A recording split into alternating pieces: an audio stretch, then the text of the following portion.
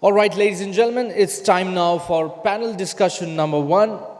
Let's engage in meaningful dialogues about shaping the future of education. The topic is shift in the K-12 learning paradigm, blended, flipped, and experiential learning. Kindly note that the panel discussion floor will be open for the Q&A session later. I would now like to introduce and call upon stage the panelists and would like to start off with Mrs. Kalyani Patnaik, Principal Hiranandani Foundation School. As she joins us on stage, I would like to give a brief introduction about Mrs. Kalyani Patnaik. She is an esteemed school principal at Hiranandani Foundation School. With extensive experience in education management, Kalyani excels in soft skills, negotiation, e-learning, educational technology, and instructional design. Holding a master's degree in applied economics from the Delhi School of Economics, she is dedicated to creating innovative learning environments. With a huge round of applause, ladies and gentlemen, please welcome on stage Mrs. Kalyani Patnaik.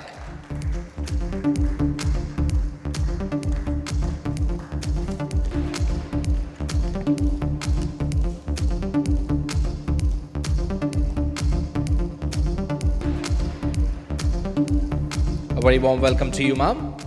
Our next panelist is Ms. Manju Surendran, Director of Academics at Fravashi International Academy.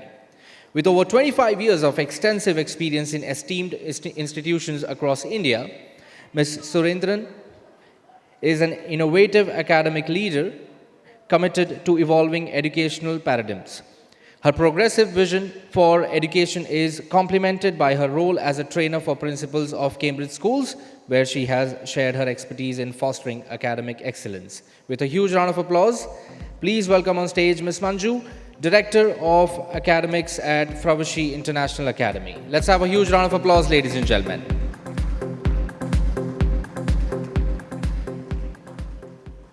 A very warm welcome to you, ma'am.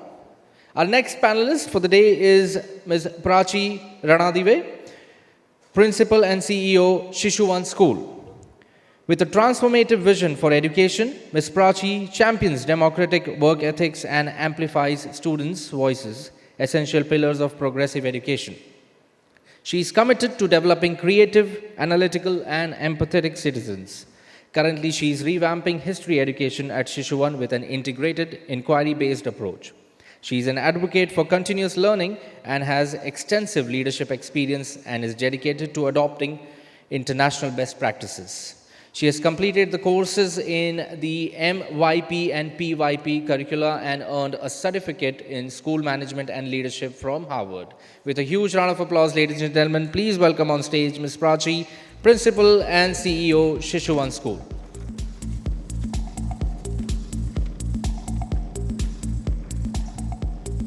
A very warm welcome to you, ma'am. Next up on the panel is Mr. Kaiser Dopeshi, Head of School, Podar ORT International School, Worli. With over 30 years of experience, Kaiser Dopeshi has shaped student-focused learning environments across various educational settings. As President of South Asia IB Schools Association, Kaiser is a prominent speaker and workshop leader in IB economics and pedagogy. His expertise spans multiple curricula, including the American High School Diploma and IGCSE, and he has served at esteemed institutions like Kodaikanal International School. Kaiser has authored textbooks and received numerous accolades, including the Sankaracharya Jayendra Saraswati National Award and recognition by Forbes as a top educational leader. With a huge round of applause, please welcome on stage Mr. Kaiser Dopeshi.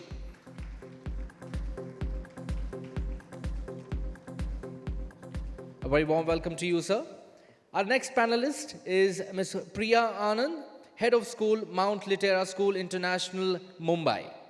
Priya Anand has been in the field of education for 26 years and has held many key positions during her career. Currently, she is the Head of School at Mount Litera School International, Mumbai. She is an IBEN member and holds many positions such as IBDP Program Leader, Evaluation Leader, Consultant, Examiner, DP/CP School Visitor, application reader, and workshop leader. She has led many IBDP workshops over the past 10 years across the Asia Pacific region. She is passionate about promoting the IB philosophy at her school and has spearheaded several community service projects locally, nationally, and internationally. Among her many leadership roles, she is also a visiting member for the Council of International Schools. With a huge round of applause, please welcome on stage Ms. Priya Anand.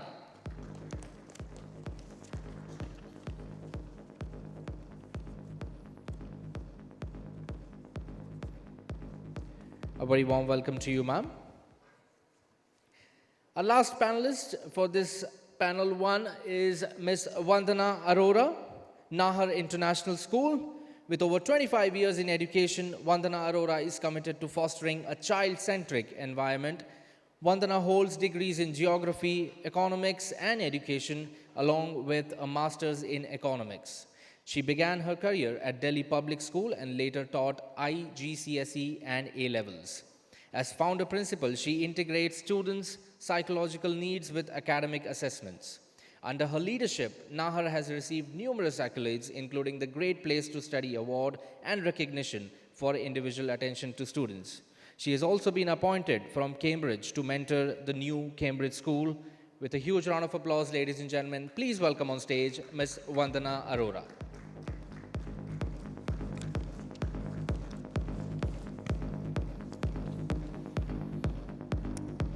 Over to Mrs. Kalyani Patnaik, who is also the moderator for this panel discussion, to take it forward.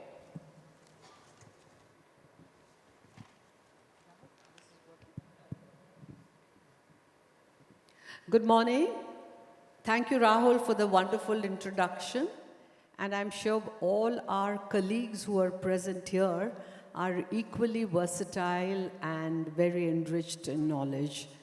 I welcome the panelist members also here, who come with diverse knowledge, experience, and here we are today just to share our views and some of our very valuable thoughts, because today we are in a world where we are spoiled for choices and we have plenty on our table. But what is important is the reservoir. Like I keep telling, how much and how little and how more. And that is what we are going to discuss.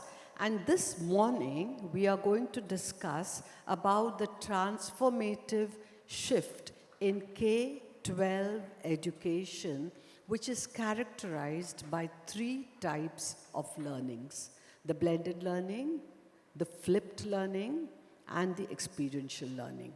Learning may seem the same, but if we carefully go through each one of them, they are all different.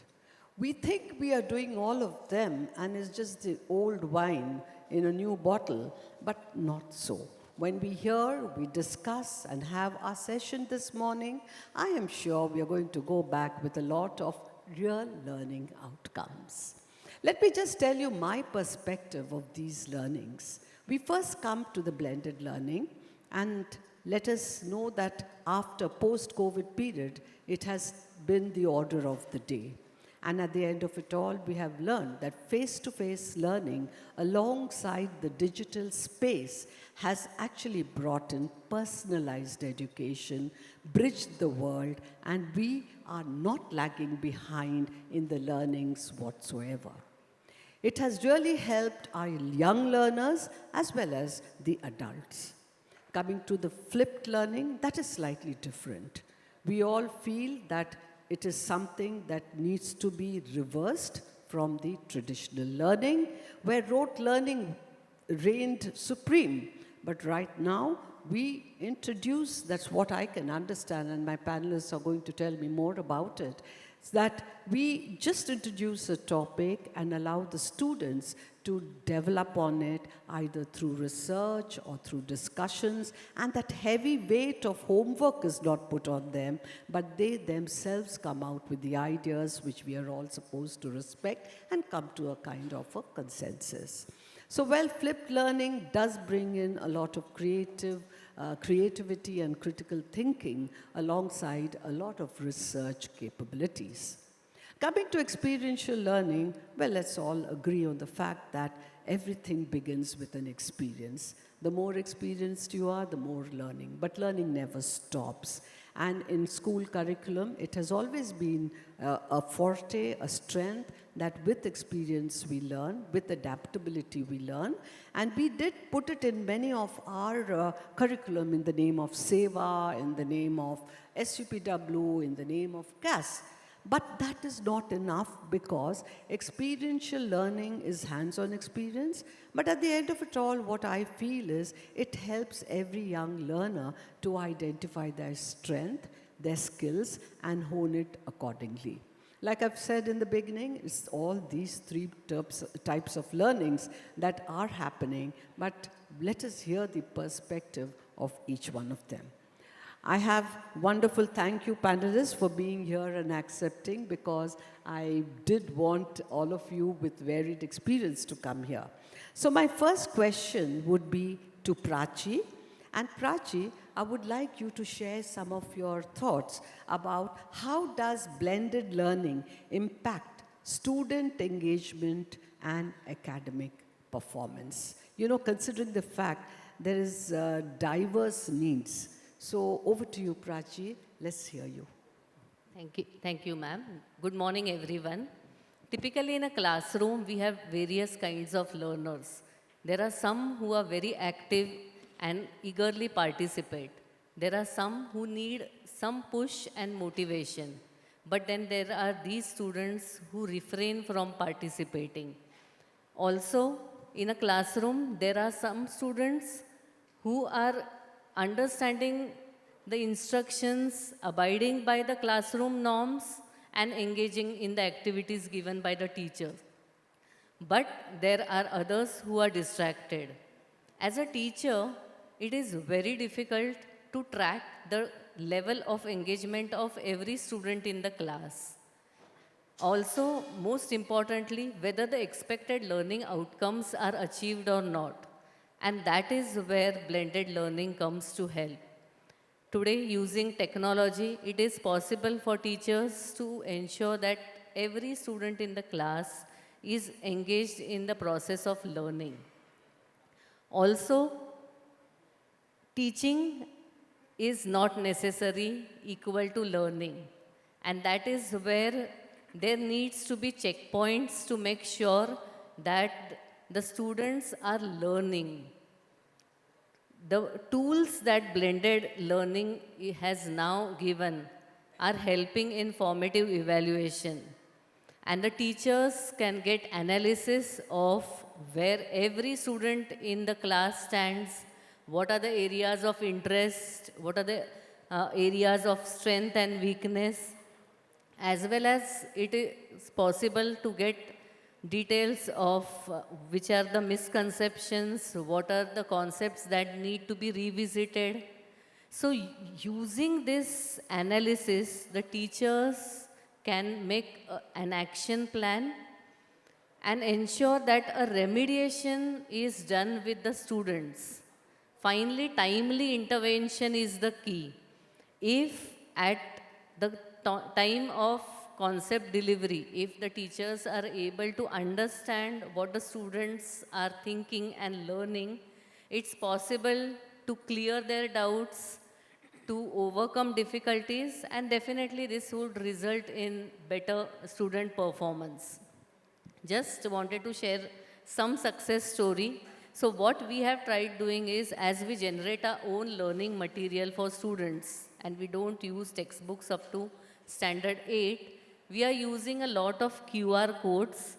So they help students to access resources for revisiting concepts, as well as if the teacher wants the students to access some resources for flipped classroom, then that also option is given to the students.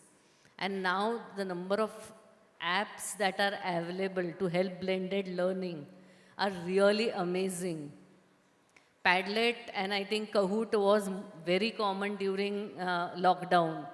But for formative evaluation, we have tried using formative, Edpuzzle. Then there are apps like Edkimo, which can be used for exit tickets.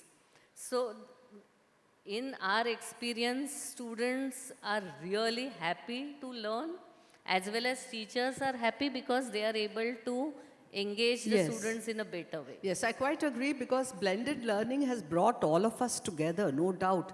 You know, absenteeism is no longer becoming a big issue because we can get them on and we all have technology, right? But what is needed is how the technology is to be used, and not all places are adept in it or have that kind of resources because India being such a large country, it has got its own challenges. Wonderful, Prachya. I'm sure it's a wonderful takeaway to say that it is on a very positive note that we have the blended learning. Now I come to my next panelist, Manju. And Manju, of late, flipped teaching model has gained a lot of popularity because we always feel that, you know, the boring way of just going on one-sided has gone, and which we call in the ancient Indian that Divya Vyakta type, you know. You go on blabbering and they go on listening. So flip teaching, you're engaging them, but it comes with a lot of challenges, right? So can you just elucidate about those challenges and what are they? Right. Thank you for that question. I think what is education without challenge?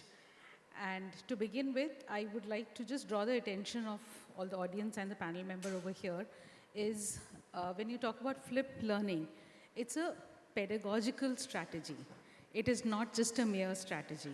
So the challenge begins with the aspect that the theoretical background of the pedagogy needs to be understood by the practitioners in the class. The biggest challenge that most progressive educational institutions face is the dire pressure to be innovative in strategies in a classroom. And that's where the flipped classroom comes into the picture as one of the strategy, and it is merely introduced as a tool in the classroom.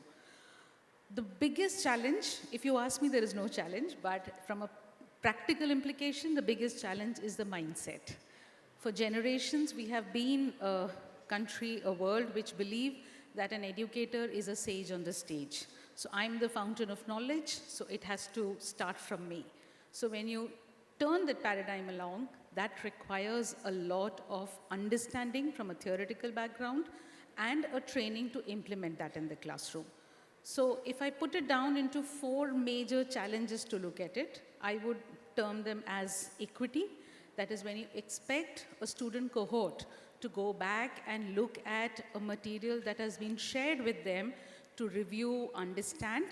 Is there an equity in access? The second would be the time management of being able to implement a strategically planned flipped classroom. The third would be instructional design. Has a tutor given thought to the instructional design of a flipped classroom? Or have I just merely shared a content, asked the class to come back and have a discussion? It goes for a toss. So if we change the mindset and understand that I am not a sage on the stage, however, I'm somebody who is facilitating a process, that's the first point of, overcoming the challenge. A thorough immersion into understanding the pedagogical background of the flipped classroom, and then a clear instructional plan would definitely lead to implementing a flipped classroom from a clear perspective. The instructional design is at the core of this practice. So a tutor who's trained how well to consider from a long-term plan to break it down to a short-term plan and into a daily plan, and then consider the strategy of flipped classroom would find much more success than merely implementing it as a tool. Yeah, wonderful. I think all of us would agree that it is a change in the mindset. When it comes to challenges, why do we say it's a challenge? We'll say, oh, it's there and we've got to face it, embrace it, and then learn a way out. And if all of them are together, both the educator and the learner, and make it a little more instructional and more clear, and I'm sure that flipped is actually more interesting, if you ask me, because when I get into my classes, my first thought is always that, get the topic out of them. And it's not that we have to just, tell them this is the topic. So I'm sure all of us have learnt it, and we can think of even newer and innovative ways. If I could just add one line to it, although I'm the last person, I do not ascribe to a lot of jargons, but we have heard so much about the 4 C's of the 21st century education in terms of critical thinking, creativity, communication, Yes, and collaboration. I would like to add the fifth C, common sense. If you do that into the classroom, I think a lot can be achieved. Excellent, excellent. So we move on to the next type of learning, and that is the experiential learning. I would request if Priya could tell us something about, what feedback have you been receiving from the students and the educators in your institute on experiential learning? I think she needs a mic. She says it's not working. Yes. Okay. Yes, Priya. Can you all hear me? Okay, good morning to all of you. So when we're talking about experiential learning, from the educator's point of view, let me tell you that experiential learning has more deeper student engagement. We really see students involving themselves when it's experiential learning. It also helps them for better conceptual understanding, where the concepts are deeply ingrained in them when they have hands-on learning. And it also fosters critical thinking for all the students when they are engaged in experiential learning. And also it builds a lot of teamwork and collaboration among students when they are working and learning together through hands-on experiments or experiences. I feel there's a lot of real-world connect when they are into experiential learning. And it also helps diverse styles. This is something that we've seen because learners have different styles of learning, and that truly helps them and it benefits students with diverse styles. So I really think that experiential learning is a greater way to enhance learning and retention among students. Excellent, wonderful. I know learning comes with experience, and experience is increased with learning.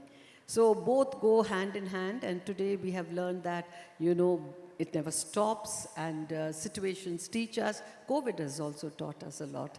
So that has been one other, an experience that we do not want to go through it, but at the end of it all, we have done a lot of learning. I told you from the educator's point of view. I think from students' point of view also, it helps retention because the retention skills are much stronger when they learn hands-on. Exactly. And it increases their motivation to learn better. I feel. Exactly. It's very good for children with the attention deficiency span, because I think when they get on to the mode of learning by doing, they really have a hands-on experience and learn better.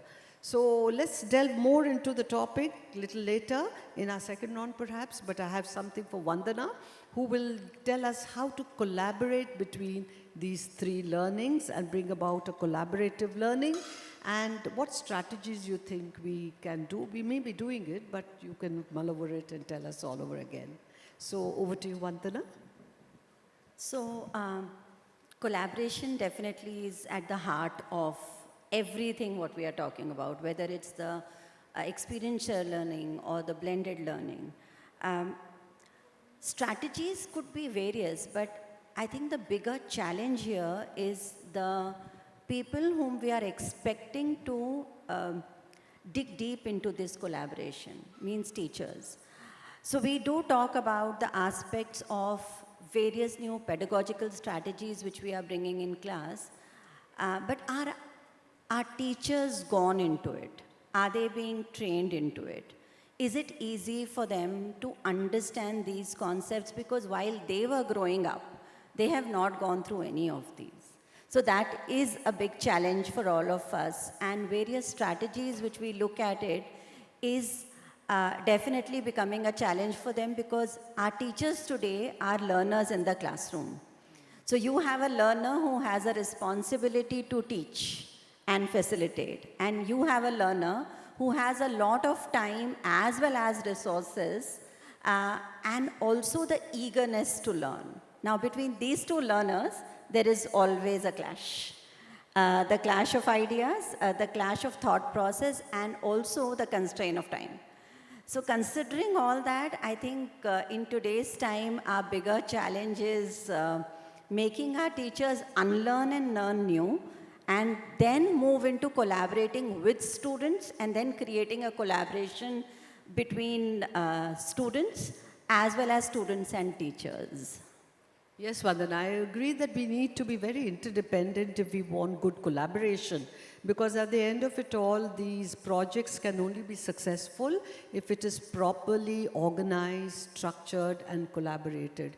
And I think the new curriculum framework, which the government of India has brought in, is moving so well towards it. And I'm very optimistic as an educator that we are going to move ahead where we are going to learn from the learners and the learners are going to learn from us. And this kind of collaboration is definitely a very bright future for the students. Now, coming to the future, I have another visionary leader here with immense experience.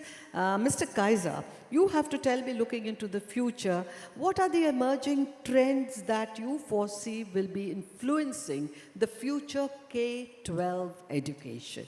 Over to you, Kaiser. Thank you, Kalyani. I think to begin with, competency-based learning, which the national education policy is talking about, is where I believe the Indian education is moving.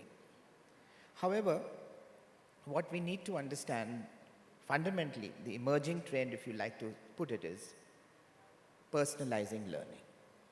For sure, that's the path where you look at the child not as a recipient of learning, but participating in the process of learning. And technology is the enabler of learning. So that's quite clear. While what we are talking about is teaching methodologies and practices, the written curriculum and the assessed curriculum are interlinked with the teaching methodologies. So much more cohesion in this whole space of learning. So now what is personalized learning? Just to dwell on it. On one hand, we talk about differentiation. Now when we talk about differentiation, we talk in terms of content differentiation, process differentiation, and product differentiation. Then the trend, we started talking about individualizing learning, which means differentiation, sure, but along with it is differencing the pace of the child's learning. That's where technology came in to individualize it. Like, how would your day look like? Can I supplant tennis in your timetable? It's not necessary that you need to attend a class. Maybe you can go for a tennis coaching class. Now to this, we come to personalizing learning. So differentiation plus individualization plus personal interest of a child when you put in. Now that framework customizes learning to each child. Now that's where things are running in. As far as schools are concerned, research in North America, etc., is showing that big schools are being broken down into smaller schools. The idea is to bring in that cohesion of one-to-one learning. So schools, as I see, perhaps, are not going to be very conventionally driven schools. Whether you go the competency-based way in your national education policy, or whether you go the way the world in the West is going, all right?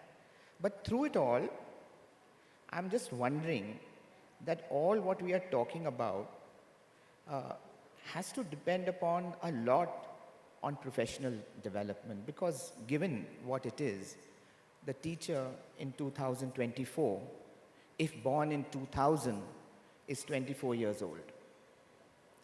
So people like us sitting here, perhaps are 20th century dinosaurs, okay, and looking to teach a 21st century curriculum to a 21st century child. So that's where we see that, you know, it's the ability to see how education can be personalized. One data I'll throw to you is that the EdTech world, according to the data analysis group over there, which has given a data, which says the edtech world, which is 700 to 800 million dollars, is expected to grow to 30 billion in 2031. Now that's giving you a trend from the market as to, what kind of a person you need. So what's the kind of person you need? You need a person who has his left and the right side of the brain functional and a personal connect. Now that is what AI can't do. You see? And so a lifelong learner who can adapt. So it's actually stage one set with competency-based learning is how I see the future going in. A dynamic process of good disruption. Disruptions are good. They are stages where we all learn. And teacher, as someone suggested over here, I think it was Vandana who talked about, teachers being facilitators. The time we recognize that we transact curriculums, we don't teach curriculums. But yes, we teach students. But how? By making them think. And that's where facilitation is moving towards. Challenging teaching is a very, very, very, very difficult job. The best of teaching can still be improved upon. Thank you. Thank you, Kaiser. I think we're all very blessed that we are in a space where we can learn and we can also impart the right kind of education, provided we are all very adaptive and evolve along with our young learners. And today's mantra is that we've got to change and change with times, which we have all done, and we do see success rates only when we change, right? And otherwise we are caught between the web of knots and not knowing. I think we have time even for our second round, and we could be quite brief on this so that if the audience needs to question any one of you all, we are more than willing to answer some of your questions or even learn from whatever you would like to share. So coming to our next round, it's going to be something on the same topic, but then I would like to hear from you that first let me go to Prachi. And Prachi, can you tell me some of the, how can you make this blended learning effective? If you have a story to share, just tell me quickly, tell all of us, in fact, how you have made the blended learning very effective and you have seen that you have been very successful there. Yeah, I think the solution would be teacher training, because it's just 3 to 4 years that teachers have really started using technology. So that is one aspect. And the second is parent awareness, because somewhere parents feel that screen time is not good, while for personal use they are allowing it to their own children when it comes to school. So making aware that constructive use of screen time and technology is required. I think this would help. Yeah, quite right.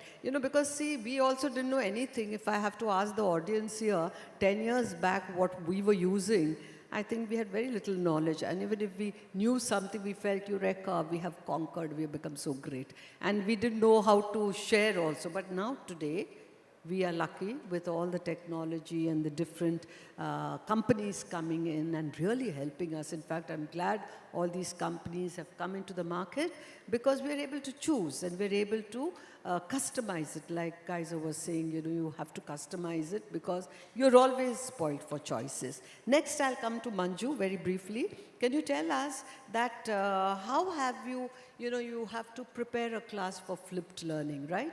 Because I always believe there is individual difference. Now, A may not be as bright as B. How do you ensure that all have come prepared for the flipped lessons? Because you do introduce a topic.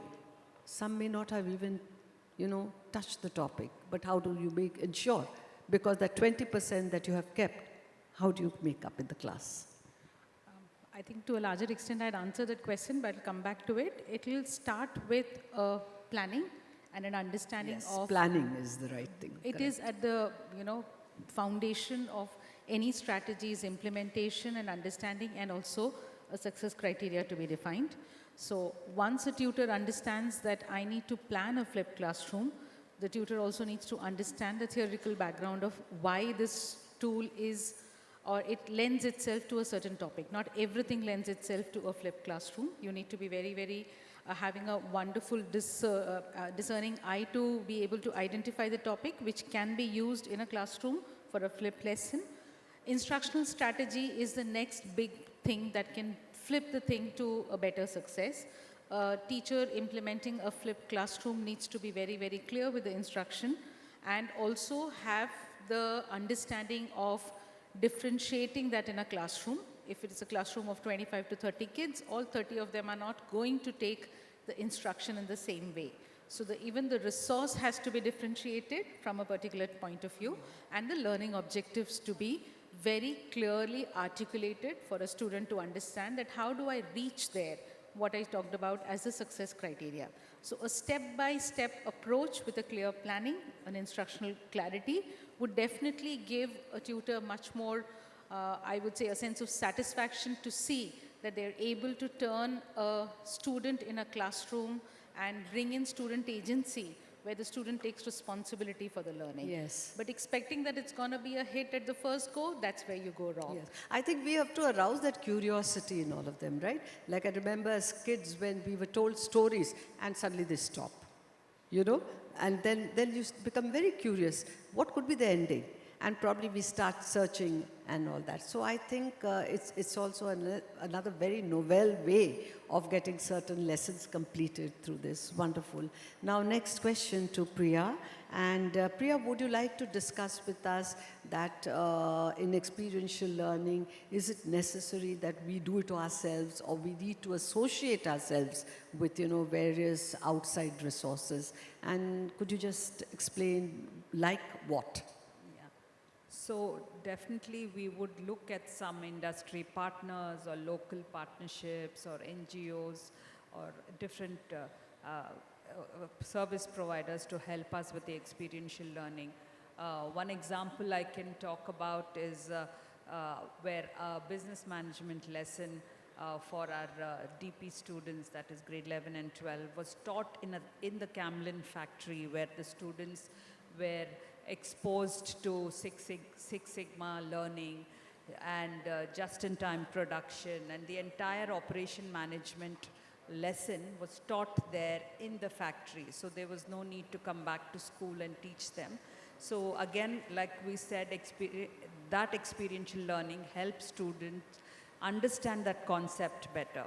So we have many industry collaborations that we do. We also do with Bisleri. Bisleri is a very good organization that supports schools where this is a sustainable project. Our school students do collect the Bisleri bottles and it's donated to them, where the students visit the Bisleri unit to find out how granules are made and how they are using that granules to build blocks, furniture. It can be used for furniture. So different organizations provide us that, and we are also associated with Apple Education in India. We are an Apple Distinguished School. So Apple Education provides us trainers that help our students to use technology for experiential learning. So there are many apps that our students use in our school where it enhances their student learning. So Yes, wonderful. Because what I would like to share with you also some practices that we adopt, that we really give them experiential learning, like simple things like beach cleaning after your Ganpati. We get them organized and we, get associated with certain organizations, and students go there. And then how do you motivate them? That is also very important, because they say it's so boring, we go all the way and we'll get one vada pav or something. I said, that's not the motivation. If you bring in, then you get grades, in this particular genre, and then you're building a profile by learning all this, and then make it more fun.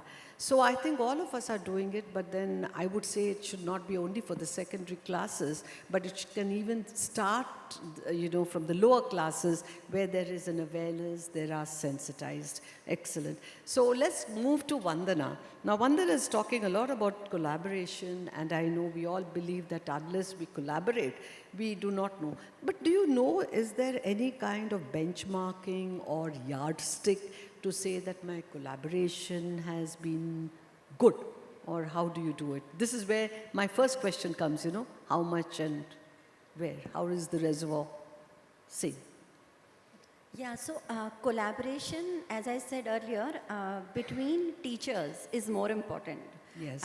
Whatever we want to do with students, if we are not able to bring that to our teachers, it's not going to function. So one area which we have started in our school is making our teachers also understand that there is differentiation among them, the same way it is among students. And that differentiation largely lies in connection to their interest areas, their creativity, and their skill set. Because all of them have come from certain areas of expertise. So when we say teacher, that means they have a subject area in their, which is of their interest. They have a certain amount of skill with them, which is connecting to a certain age group or connecting to a certain topic or any other aspect of learning. When we bring all of them together in form of different projects, which they lead, and they come from the areas of their interest, not necessarily from the area of skill. And they get an opportunity to develop skills through that. Then definitely they are able to bring better collaboration in the classroom. Because then they are able to understand the differences among their children, not theoretically but practically. You're right. The second thing which works very well is giving them collaborative planning time, because nothing in education or any area can work without planning. But are we able to give that planning time within the school working hours is our challenge. So when we provide that planning and collaboration time for teachers beyond classroom and within the school time, it really helps them to learn from each other, skill point of view, as well as being curious to look at others' interests, and that definitely brings in a better collaboration. Yes, collaboration cannot happen without learning, without planning. And yes, of course, we only talk of students' individual difference, but there's even teachers' individual difference. Very well put in, because unless we identify what a teacher is meant for which kind, and they collaborate, it can be done beautifully. I think many schools have done this, and I'm sure we can learn from one another. The last question of the day for our panelists goes to Mr. Kaiser. And as I've said, he talks on the larger picture. So what do you feel, what policies, how educational policies can strengthen this? We need even the support of the policy makers. So it could be the government, it could be our boards, it could be ourselves, who put in place various policies. So can you throw some light on that before I throw open the questions to the audience? Right. When it comes to policies, I think there are few parameters here, like policies, practices which happen, right? So the policy initiative is fine. There are practices and the implementation aspects. So you can kind of see this in your national education policy by Parak being set up as an agency for assessment, stuff of that kind. So policies do need these three little elements to go with. What I do see, as I said, that when we are talking about teaching methodology, we are also looking at the written curriculum and the assessed curriculum as a cohesion between the three.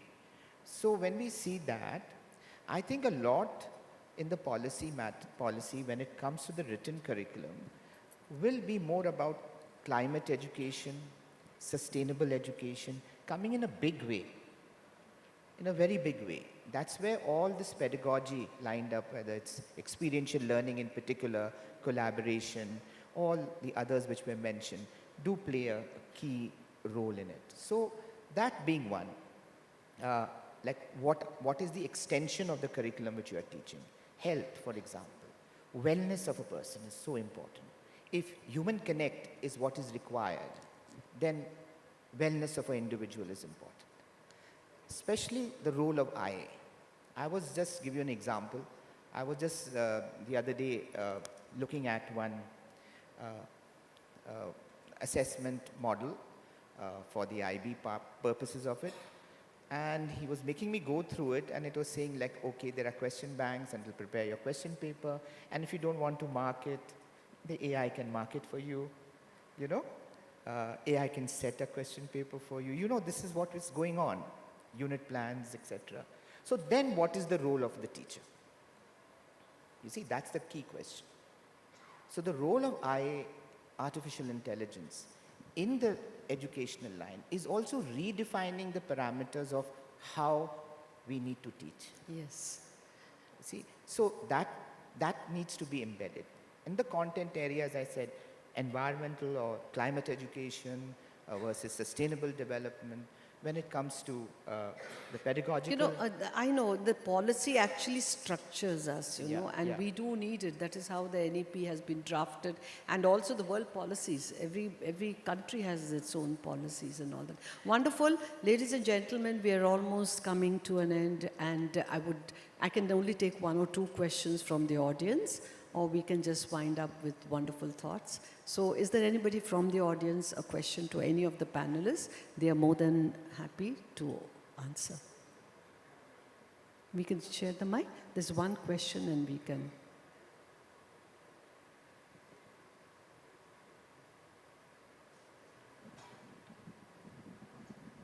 You must say that to whom you would like to address it.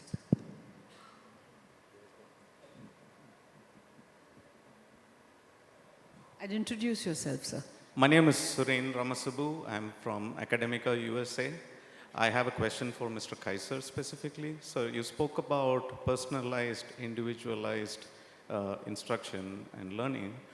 It sounds, nice when we speak on stage, but in practice, isn't it a logistical nightmare? How do you customize it for, let's say, 800 students or 2,000 students? If every student has to have customized, personalized, individualized learning. Of course, you can use technology, but in the US, we always talk about teacher-student ratio, and it's because of this ratio that we're able to offer personalized instruction and things like that. So I'd like you to address from a school administrator's point of view, how you logistically manage, manage that on an implementation scale. Thank you for that question. The question asked to me was about future trends, all right? So the question asked to me was about future trends. The beginning of personalized learning has happened with the stage 1 of differentiation and individualization, where you structure the pace at which your child is learning. Personalization, for sure, happens in a context when school sizes are looked at, right? In that connection, I did mention to you that in US, there is a policy or department has ensured that schools do break down, right? And that's when you have a school where there's mass education happening.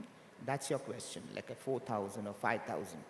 I think you need to redefine what a school is the future trend. You have to redefine it. Like, what do you mean? Is school a building? Is school a factory? What is the school? So that space, that wall, that physical space is moving out. The walls are breaking down. And I think that's where the pedagogy comes in. Even in a class of 40 or a 50 or a 60 or a whatever the size is, okay? I'm sure the CBSE mandates now what should be the size of a class. Am I right or wrong? Yeah, you're right. Yeah? Yeah. Okay. So that in itself is an indication that this kind of learning will need to move there. So what are the concrete steps we would take by way of teacher training and these resources in a policy matter? Would it be funded? Would research be awarded? We all talk about teaching pedagogies we represent here. I wonder when it would be like somebody from us here undertakes that research which everybody follows. You see, so it has to come in here. And it is already there in a number of schools which perhaps can manage that with numbers. Thank you, Kaiser. And one last question before we wind up, because we have overshot, but education today is very kind. And if there is anybody, then we can just keep the question brief. I just want a brief question and a brief answer. And we can have a session even outside over a cup of coffee and we can chat. Thank you. Sir also spoke about we are dinosaurs and we are teaching 21st century curriculum to 21st century kids.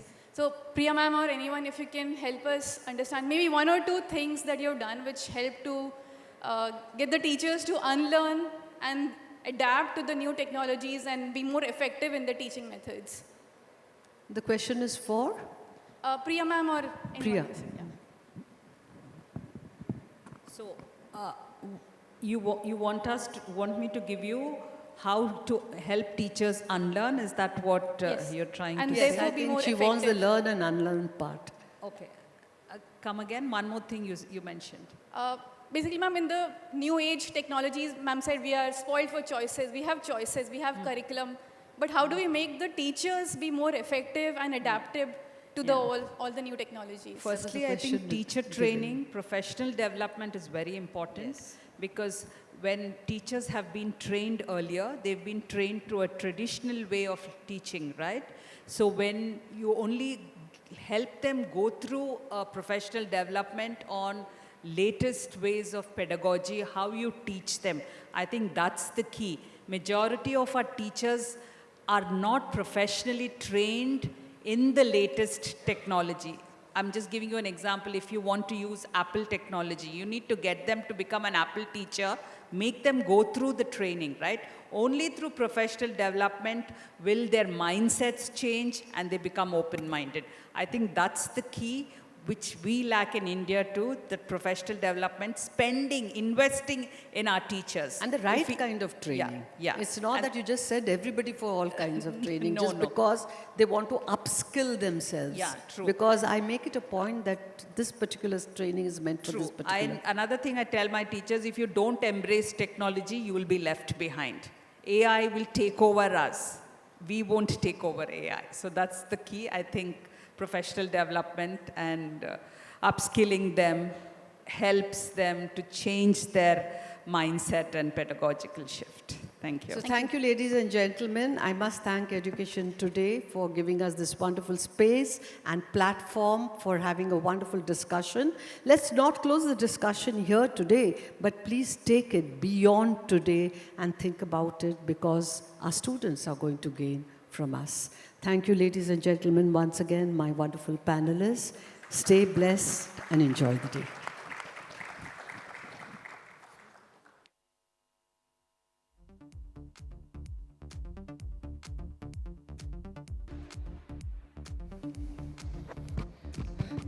Well, that was indeed a very insightful discussion. I would request the panelists to please remain on stage and would now request Mr. Anil Sharma to please join us on stage to felicitate the panelists.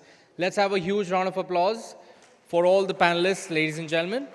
Would also request Mr. Behzad Shroff, Director of Adventure Tours, to also accompany Mr. Anil Sharma in felicitating them.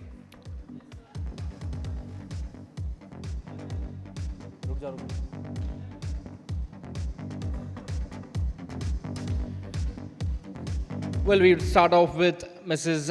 Kalyani Patnaik, Principal Hiranandani Foundation School. Let's have a round of applause for Mrs. Kalyani Patnaik, ladies and gentlemen, who's also the moderator for this panel discussion. Next up, would request Ms. Manju, Director of Academics at Fravashi International Academy. Let's hear it for Ms. Manju, ladies and gentlemen. Moving forward, would request Ms. Prachi to please come forward, Principal and CEO of Shishuvan School. Let's hear it for Ms. Prachi Ranadive.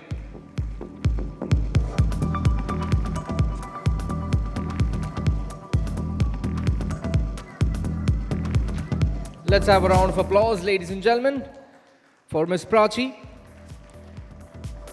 Would now request Mr. Kaiser Dopeshi, Head of School, Podar ORT International School, Worli. Let's hear it for Mr. Kaiser Dopeshi.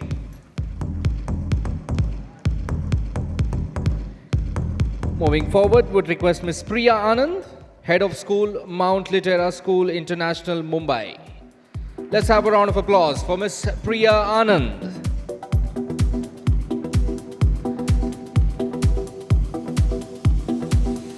And last but not the least, Ms. Vandana Arora, Nahar International School. Let's have a round of applause, ladies and gentlemen, for Ms. Vandana Arora.